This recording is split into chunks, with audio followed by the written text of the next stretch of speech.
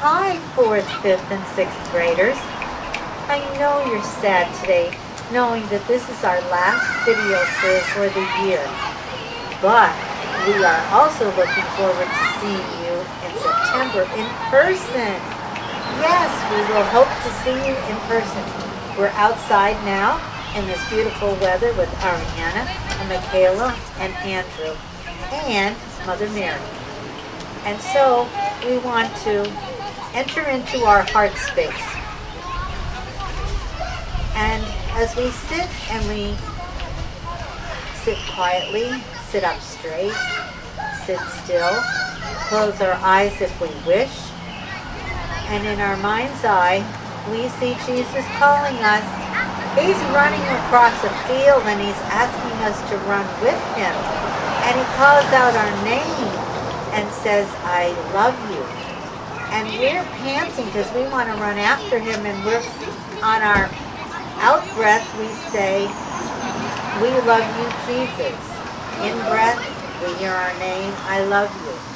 Out breath, I love you, Jesus. In breath, we hear Jesus say our name, I love you. Out breath, I love you, Jesus.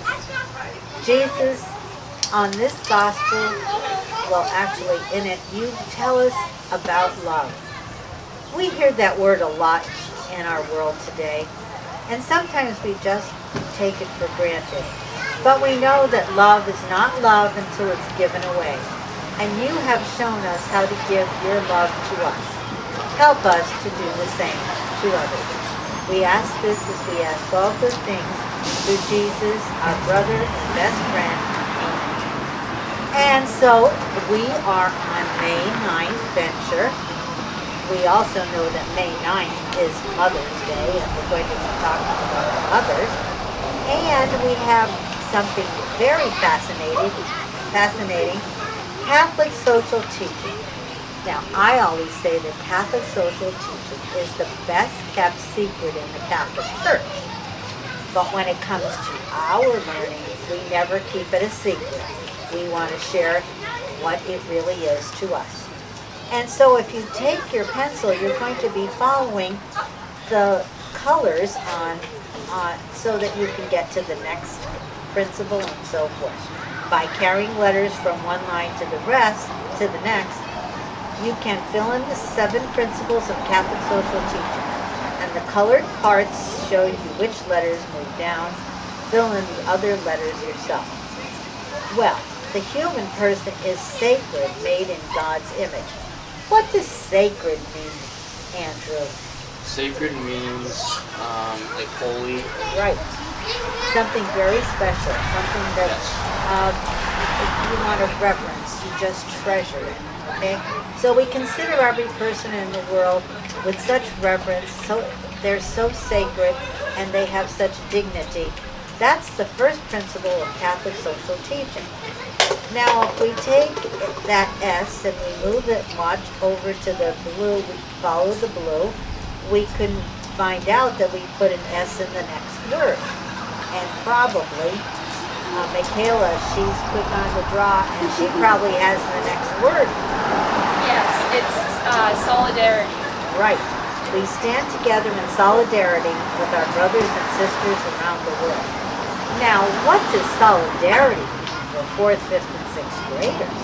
So I guess to kind of put it in simpler terms, it kind of just means like remembering that everybody's life kind of matters and kind of respecting everybody's situations. Right? And in standing together, we stand as one. We have a sense of being united. Yes. Am I right? Okay. And then as we follow those colors, we move to the next principle of Catholic social teaching, and the word we're looking for is social. Each person is social. We are called to participate in family and community. All right, give me some words or explanation of social. Social can mean a couple things depending on the context, but Yes. in this sense, it's kind of, being with one another, connecting with one another in the community. Exactly. We're not isolated. We're not alone. We don't live on a desert island by ourselves. We live with one another. And so we are called to participate in everything that matters in our family and community. And so now we go to Andrew again, and we care for, We care for creation. we want to read that next We sentence. live in interdependence with all God has made. Now, interdependence is a real big word. Okay, we know creation, and we're environmentally challenged now in our world to be aware of every way possible to preserve our planet. So if we live in interdependence, what does that mean for the environment and for creation? What do you think, I Andrew? think we need to find ways to take care of it and create those ways in hopes of preserving the planet. Because too long, human beings have thought of themselves as the dominant. They dominated creation. That it belonged to us and we could do anything with it. We could waste, we could throw things away. We didn't value or reverence or really treat our planet in a sacred way. Now we're trying to look at it very differently and realizing how precious our planet is and how we want to take care of it. Thank you, Andrew. And so our next big word, Kayla. That's going to be responsibilities. Whoa, that's a big word. And we hear it how many times our parents say it? Very often. Very often. Do you want to read that whole sentence? Sure. So we have rights and responsibilities. We work together for the common good. Okay. We like the word rights. Yeah. Responsibilities goes hand in hand. That one is not exactly ordinarily the one we like as much. But we realize that they go hand in hand. And what about we work for the common good? Well, what is the common good? I guess I would say kind of just remembering each other. I don't know. I get like Each other. respecting each other, kind of. Yeah, each other. We each count. Yeah. All right. And so if we each count what's happening across the other side of the planet in India, what's happening in the Sudan, what's happening at the borders, all of that is we care about. We want to do something about it because they're our brothers and sisters. And that's our common good. All righty. And then, okay, Ariana. Care for people who are poor and vulnerable. Exactly. Poor. And so at that point in time, we have the lawnmower going, and we're talking about the poor and the vulnerable. In our confirmation class this year, our confirmation candidates were very, very aware of the poor. That's what came to the surface in all their projects. And so the last one, Andrew, Work has dignity. Workers have rights. Work gets new value. It's not something that we want to get through so we won't have to do it anymore. We're saying that it has value and dignity. Yes, it's not one of those things that you do just to get done and then move on. You have to take pride in your work, and which is obviously important stuff. They don't go into just for the job to be done. They go into for like the experience of it and just to overall benefit. Like if you're working in a franchise, like my mom works at the Gap, like you can benefit like the whole franchise or like even society if you extend it to. Exactly, because what the people she's is selling the merchandise to, they want something of value. Yes. And she's going to provide it. And how would this apply to 4th, 5th, and 6th graders? There's your work and the team's work, the schoolwork right now. And sometimes you have to push yourself through it, but you want to enjoy it at the same time. And you want to learn as much as you can. But you do have the responsibility and along with the rest. Oh, that was wonderful for Catholic social teaching, my favorite. Now we're going to move into Mary, our mother, and our neighbor. And you'll notice that I have a statue of Mother Mary here, which is pretty much a traditional kind of statue. But we're going to see pictures of Mary from different parts of the world. As people that are global think of Mary from their own culture. So she would look in that way according to their particular race, which is something we need to open ourselves up to. Okay, and so, Michaela, Sure. Um, how do you imagine Mary, Jesus' mother? Do you see her in white with robes with a halo around her head, holding Jesus as a baby? Many statues show Mary this way. Perhaps you see her in a turquoise robe covered in stars like the one our Lady of Guadalupe wears. Perhaps she is reaching out her hands to all who come to her. Now think about your own mother. All the things you love about her and all the things she does to make you smile. Mary is the awesome Queen of Heaven and Mother of God, but she is also a real person like you have. so we're relating Mary, our mother, with our own mother. Right, huh? In Mary's time, girls married very young, as early as 13. Imagine that you are married. You are engaged to be married, and then an angel arrives to proclaim that you are holy and full of grace and that God is with you. Not only that, the angel announces that you will give birth to a son named Jesus, who will be called the Son of the Most High. As you know, Mary said yes. May it be done to me according to your word. The gospel tells us that pondering the word of the angel of the universe that angels word. No wonder she made a huge choice very young and had to grow to more and fully understand God's plan for her. In Mary's time, most people were poor. Poor people worked hard just to survive. The Roman Emperor and the kings in Palestine made Israelites pay taxes to Rome. They also had to pay taxes to support the temple in Jerusalem. Mary worked hard with her family to grow grain, tend animals, and pick fish, olives, and grapes.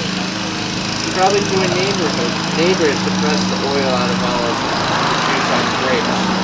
Her daily chores may include cleaning your room, doing the dishes, mowing the lawn, and helping around the house.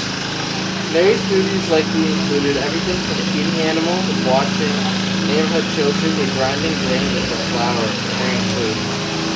So she did so many of the things that all the other women obviously at that time were doing. Alrighty. Luke's Gospel tells us that Mary and Joseph lived in Jesus of Nazareth, a small village of 300 people at that time. Nazareth sits on a hillside about 1,000 feet. Below the hill is a large valley that is wonderful to run. It stretches as far as a person can see. Families in Mary's time lived close to one another, building their houses around the courtyard and cooking together, with 2 animals in the middle. Their houses were small, usually with 2 rooms, dirt floors, and thatched roofs. Doors and windows had wood frames. Devout Jews celebrate the Sabbath in the street. Mary and the neighborhood women would have prepared for the celebration. This included cooking food in advance to eat on the day of prayer and rest, cleaning their rooms to welcome the Sabbath, and lighting ceremonial candles. Mary was a poor Protestant woman. She may have had rough times, but she had a warm heart. Mary may have had dry skin from the sun, but she had a tender embrace for every child in the neighborhood. Mary worked hard to feed Jesus and Joseph from one day to the next. She was a woman of her time. I like to picture Mary as a woman of the earth. Older than very often you see. This ends up to be more the traditional image, but I hardly think it looked like the Mary of Jesus' time. I guess we wanted to make her kind of look kind of special, and so somebody who was the artist at that time maybe used the image that was current at that time. If you look at some of these images, for instance on page 2, that's one of the images of the Annunciation in modern day Nazareth. And you could see how often that was a little bit more contemporary. And then in the middle of page 2, that looks like a picture of Mary as an Asian. Okay? And down at the bottom, the icon represents Mary's dormition, her falling asleep. Eastern Catholics from the Eastern Catholic Church honor this as the moment Mary's body is assumed into heaven, and that's when we celebrate August 15th, the Assumption of Mary in heaven, where she's resting in Jesus' arms. The Western Church, and we belong to the Western Church, calls this the Assumption, but the belief is the same. And I'm not sure that people realize that there are people from the eastern part and the western part, all considered within the Catholic Church. There's a lot of diversity and reverence for cultures in our Catholic Church. If we turn over to page 3, we see we had Our Lady of Guadalupe, and so this is the Memorial of Our Lady of Guadalupe in East Los Angeles. If you go to Mexico City, you would see the actual tomb that Mary left for Juan Diego. And in the middle, it's another kind of look, even with the dress, which is a much more Asian kind of motif. And then we're talking now about the rosary. Now, Andrew, read the Catholic faith word for us, if you would. Rosary. A kind of prayer in honor of Mary, Rosary. Mary. Rosary comes from a Latin word that means garland of roses. And that's where it came from. St. Dominic is the one who really proposed the praying of the rosary. And you probably have, some of you, if you remember the glow-in-the-dark rosaries that I gave you some years ago? 4th, 5th, and 6th graders, especially 6th, 5th, and 6th might remember that. I'm hoping the 4th do too. Right now I have a blue one with blue beads. And you can learn how to pray the rosary from your big book. On page 54, it tells you what to start with and how to pray the rosary. Very often, the rosary is praying some of the same prayers over and over again, like a mantra. And it kind of stills and quiets you. Sometimes when you can't sleep at night, can't fall asleep, the rosary is a comfort. And you're thinking about the different events in the life of Jesus.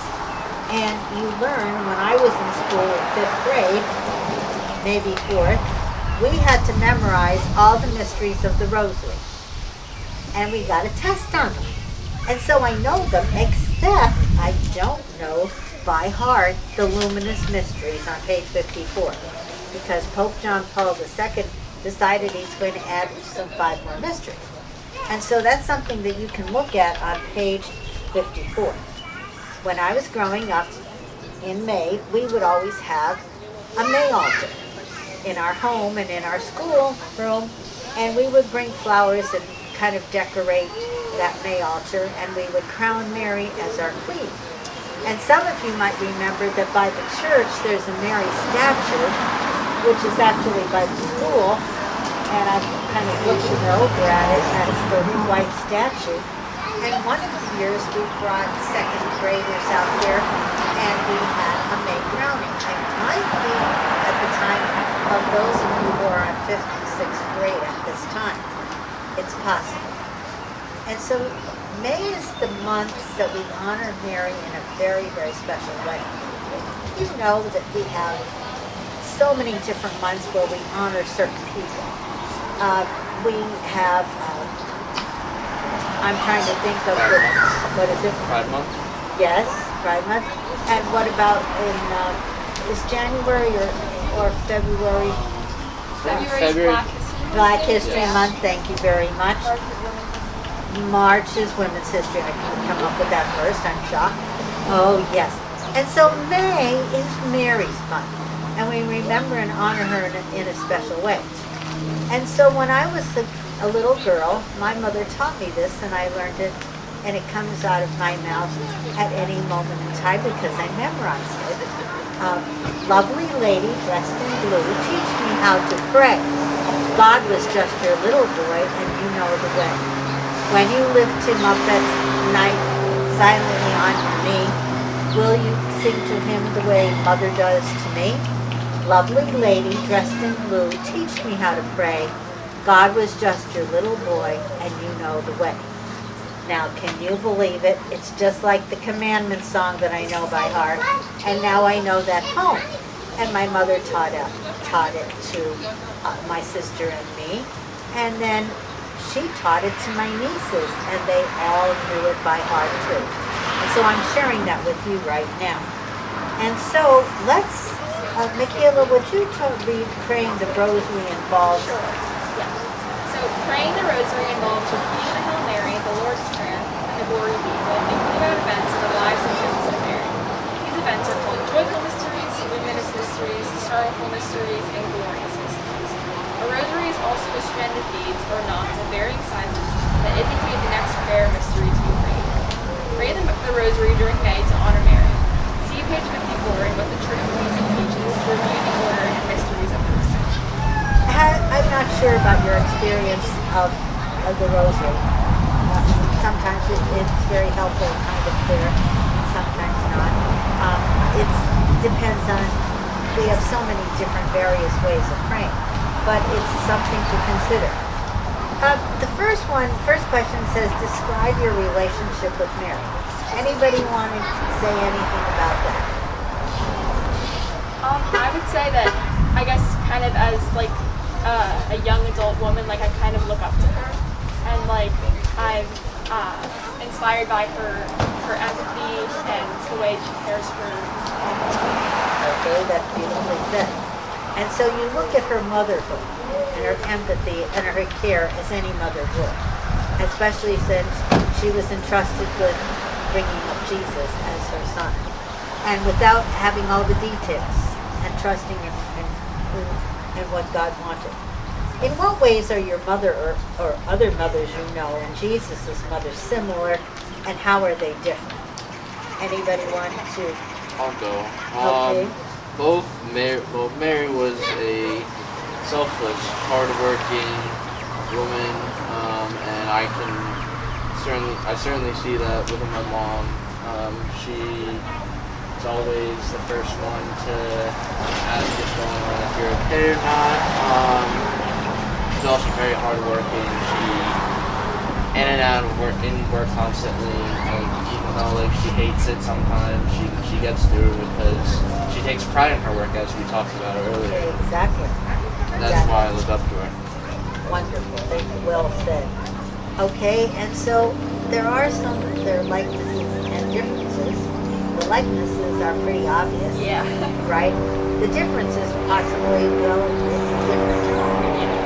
But as Michaela said, there's so much in Mary that we can emulate today, and that's what we're looking at. Imagine yourself in Mary or Joseph's place. You just found out that you're going to be raising God's son. We would. How would you handle it? What feelings might you have? Okay, Ariana. Gabriel says to you, you're going to be the mother of Jesus. I mean, I would be nervous because I wouldn't want to mess up. That's like a big thought that I do. At first, once you kind of get past all the nerves and it gets kind of overwhelmed, it kind of seems past it to like, wow, this is something that I should really be proud of and know that God put here. Right, and so we have all this knowledge of what has occurred, but Mary didn't even have all that knowledge. She was kind of left in the dark, pretty much, except in her trust in God. Okay, and I think that's what you're also referring to, because you're afraid that you'd mess up, and she probably was afraid of the same thing, but wasn't put down at the time. We'd love to have, if we could interview Mary. Now we get this true story of this. Okay, but we all know that it comes down to the love. And so we turn to our gospel page on page 4 today. And it's Jesus talking to his apostles at the Last Supper. And so Jesus 1, Jesus 2, and Jesus 3. And so we're ready to go. As the Father loves me, so I also love you. Live on in my love.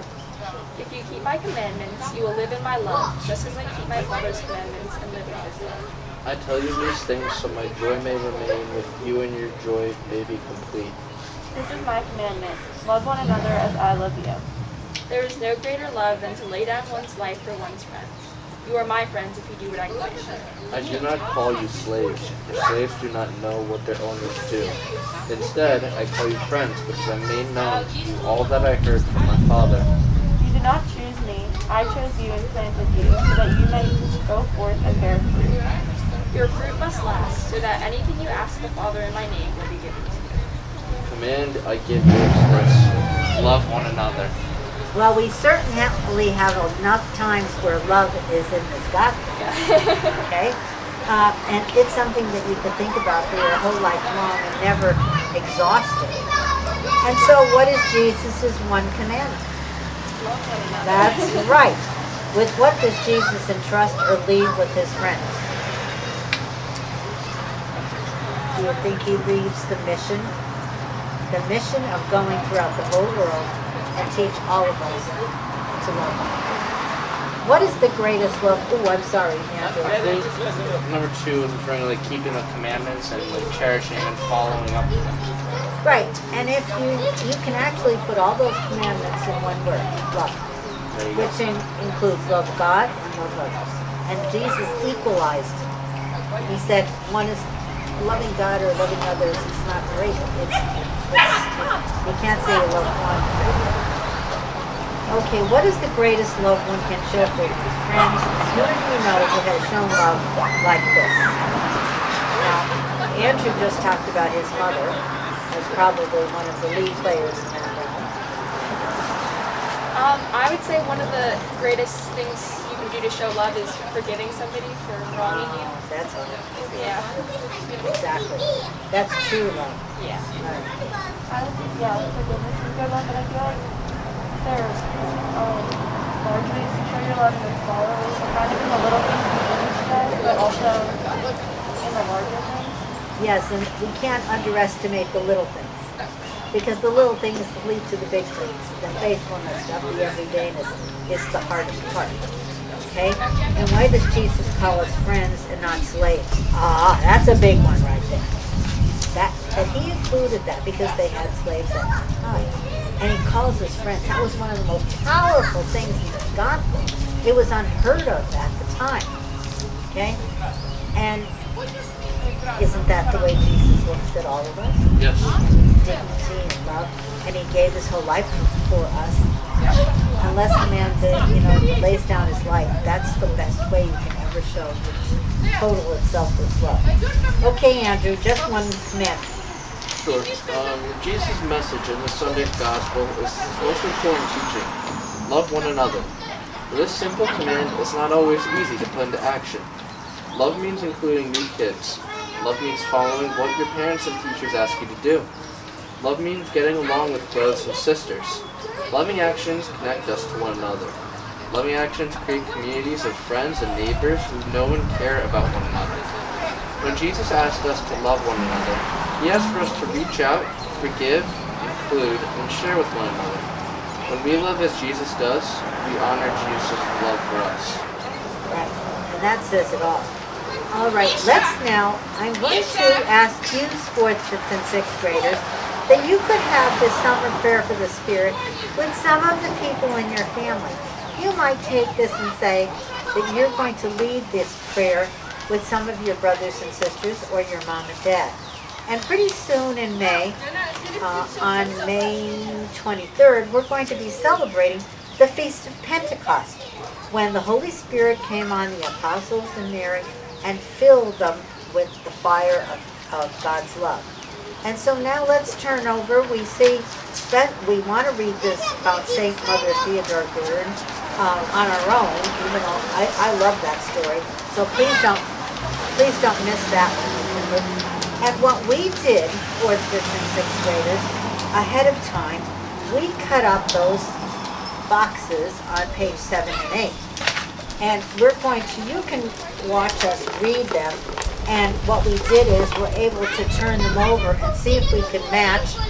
When we turn over our box, number 1, we see the actual picture of what we just read. The idea is to play concentration. If you have 2 sets, if we were in a classroom, we'd be able to put people in pairs, and each would put their 2 sets out, and we could play concentration by matching the picture with the verse. And so right now all we can do is read the verse and turn over and look at the picture of what we're saying about Mary.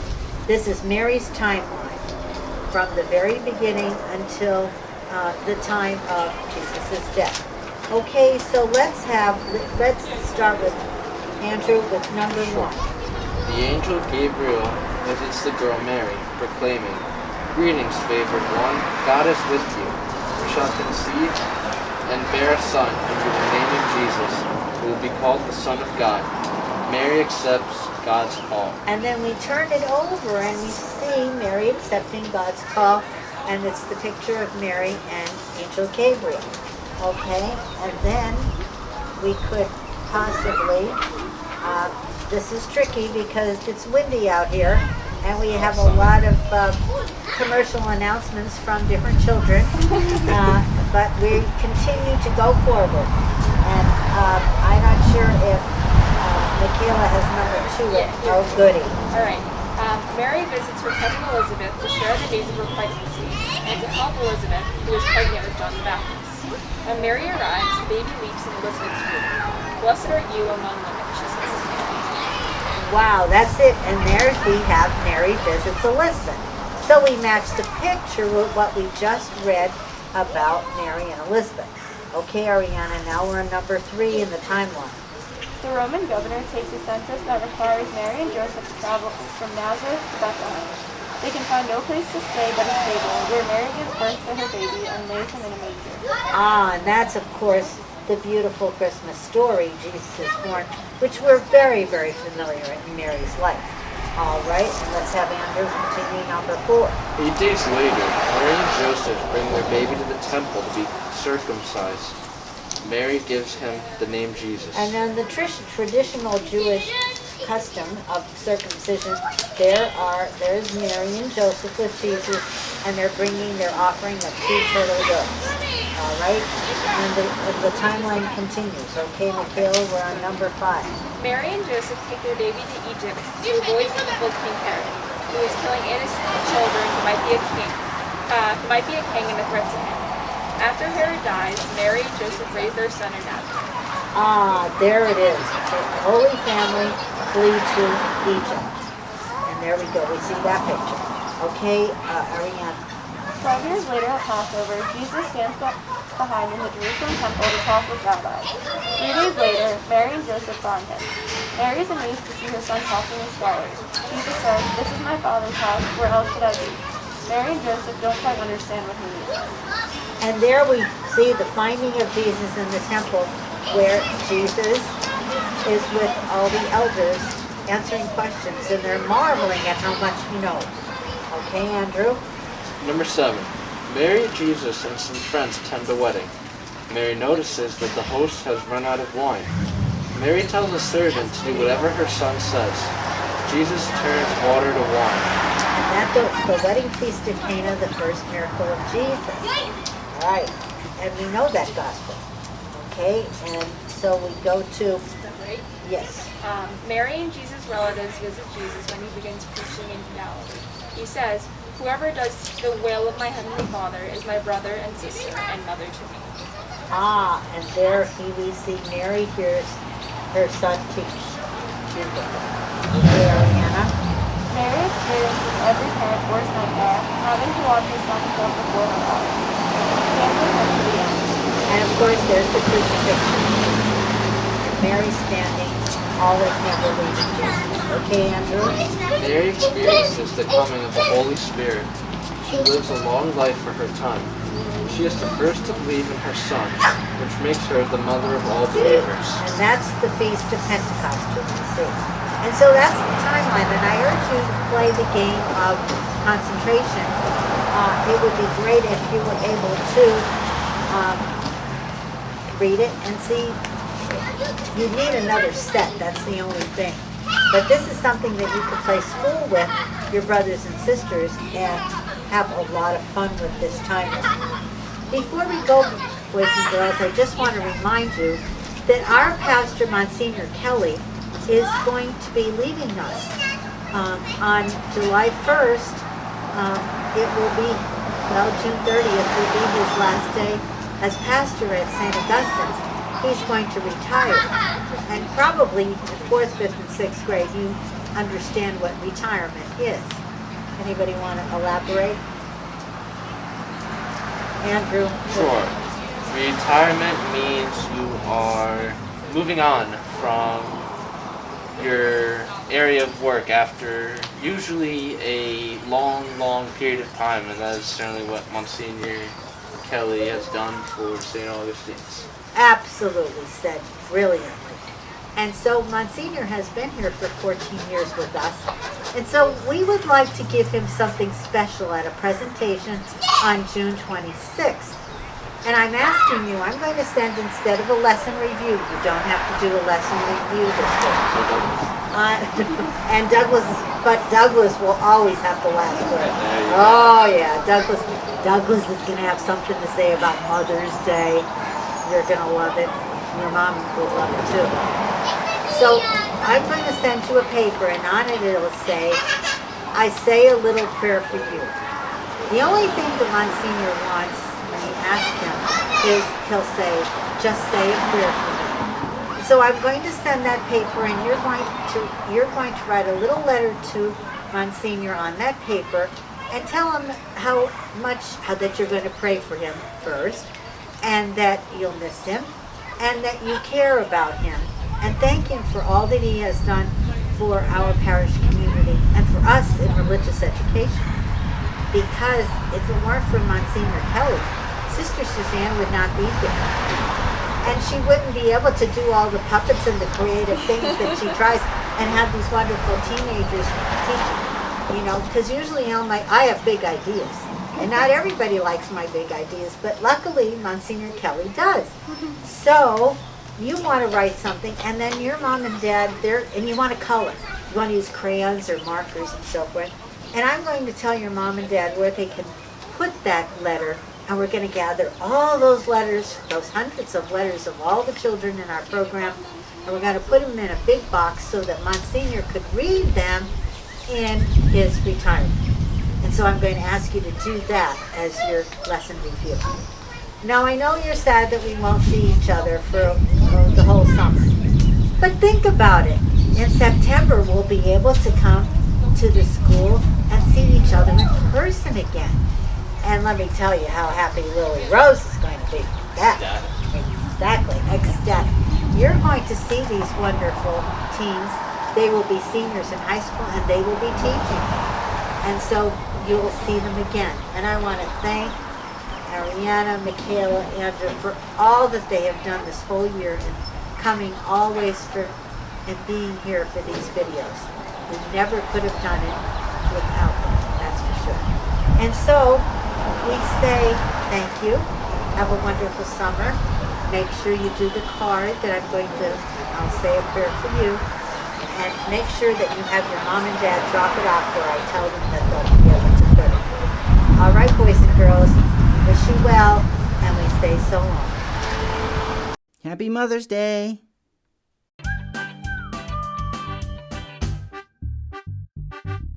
Hey guys, it's me again, Douglas, and today I want to talk to you guys about our moms, our mothers, and how amazing they are, how awesome they are, because they do so much for us. I don't think that as kids we can really fully appreciate or understand all that our moms do for us. Moms are definitely a blessing from God.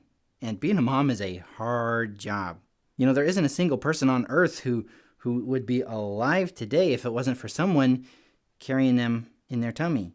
Right? We all have a mom who has sacrificed so much for us just to bring us into the world. And obviously, I don't know what it's like, but from what I've heard, giving birth is no joke. That's a super hard thing to do. And every single one of us has someone who did that very hard thing so that we could be here in the world. But in spite of how difficult and hard the miracle of birth is, I really think that the hard part about being a mom comes after that. I think we've all had times that we were maybe not being the best we could be to our moms, right? We gave them a harder time than maybe we should have. Being a mom is a hard job, and I don't think it ever gets, easy. Because our moms do so much for us. They love us, they take care of us, they nurture us and teach us and help us to grow. And aside from the many, many examples in our own lives that we have of moms being really good moms, there are several examples in Scripture of moms being great moms. Moses' mother, she found a way to save him from Pharaoh. And in the New Testament, there's this guy named Timothy, and they talk about him in Acts, but they also talk about him in 1st and 2nd Timothy. There's a couple of books named after him. And the Apostle Paul talked about how Timothy's mother Eunice and his grandmother Lois, they raised him in the Scriptures. They taught him God's words. They raised him up in the faith. So yeah, our moms, they protect us like Moses' mother protected him. And then they take care of us. They help us to grow in the way that we should grow. Like like Timothy's mother and Timothy's grandmother. So on this Mother's Day, I really want us to thank our moms for all that they do for us, because it's a lot. Our moms are awesome. But also on Mother's Day, Mother's Day can be a really hard day for some people, right? Because we all have a mother, right? Like we all have someone who gave birth to us. Otherwise, we wouldn't be alive. But not all of us know who our mothers are. Not all of us have a mom that takes care of us. Not all of us have good moms. And some people had an amazing mom, but their mom isn't around anymore. And Mother's Day can also be a hard day for adults too, because not every woman is able to have kids. Not every woman is able to become a mother. And some mothers have lost their children. But for those people for whom, Mother's Day is sad, it can still be a day where we can celebrate. I'm not saying don't be sad. It's okay to be sad, but we can still celebrate the godly women that God has put in our lives. In the New Testament, there's a story of this lady. Her name was Tabitha. She was this amazing, godly, charitable woman who did a lot for other people. And when she died, there were so many people who were so sad because of all that she meant to them. And the Apostle Peter was there, and all these people were showing him the stuff that Tabitha had made for them, like all these clothes and stuff that she had sewed. And this wasn't like all her kids who were saying, oh, look how much our mom did for us. These were all kinds of people who were talking about how much Tabitha had done for them. And there's a lady at my church who, she never had any kids, but she teaches a basketball team. She's been teaching that team for I don't know how long, longer than I've been alive for sure. And she always calls her team her kids, and she always takes care of them. She always looks out for them and calls them on their birthdays and all kinds of stuff. So my challenge to you guys this Mother's Day is that you would thank your mom for being so awesome. Thank your mom for all that she has done for you. I still think there's no way that we as kids can fully understand all that our moms have done for us, but we can sure thank them. And I think it'd also be great if we could not just thank our moms, but we could also thank some other godly women in our lives that have really blessed us, have really been a godsend in our lives. It could be your grandma or your aunt or your teacher or your coach or your neighbor, even a big sister. I want you to thank them for being there for you and for being the blessing from God that they are. Our moms and the other godly women that God has put in our lives are awesome. So let's be sure to thank them this Mother's Day and to show them the love and honor and respect that they deserve every day. Happy Mother's Day. Hey guys, I hope you liked this video. And hey, if you're watching this video with your mom right now, or your grandma, or maybe Sunday school teacher or something, I want you to give them a big old hug. Because seriously, our mothers and the godly women that God has put in our lives, they do so much for us. And there's no way we could ever repay them, but we can sure thank them. And hey, if you are a mom and you're watching this, I want to say thank you too. What you do is so important. Literally none of us would be here without you or the other amazing moms in the world. Thank you so much for your ministry to your family, to your kids, and to kids all over the world. You are the best. Seriously, thank you so much. Happy Mother's Day.